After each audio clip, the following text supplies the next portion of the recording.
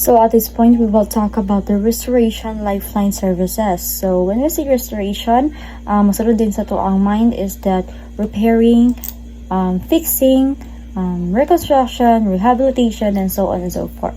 So when we say lifeline naman, it is a lifeline services. It is a rope or a line that somehow saving life-saving.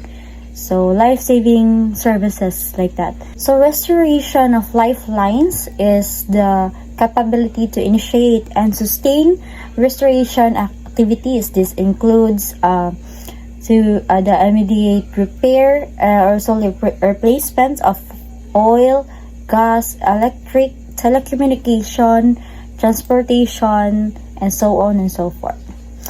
So, the first short-term measure to address breakdowns in lifeline services is to create the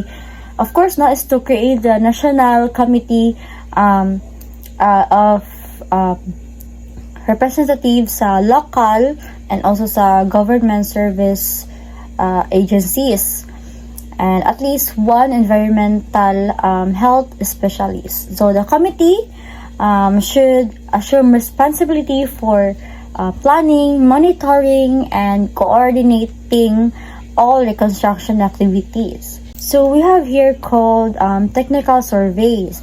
So for us to evaluate and also to planning the restoration of lifeline services. And this survey was conducted by the specialists familiar sa affected areas. So of course, when we conduct a survey, we must know the needs, the equipments na kailangan, and also sa dapat na ma-restore na mga lifeline services sa kato na lugar. It is for them to somehow to be sa ilang safety, sa ato ang safety. And motto, they should gather information about the specific weapons and supplies needed, and also concerning general reconstruction needs.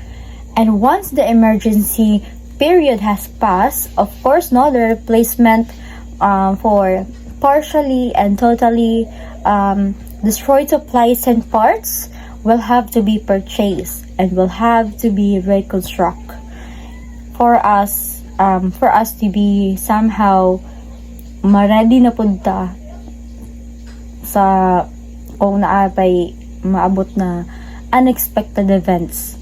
So the list of items to be ordered should be drawn up during the technical surveys. Okay, mao man na ang what we call that, muna siya ang purpose sa technical surveys for us to evaluate and para pa-plan na po nato ang pag-restore sa lifeline services.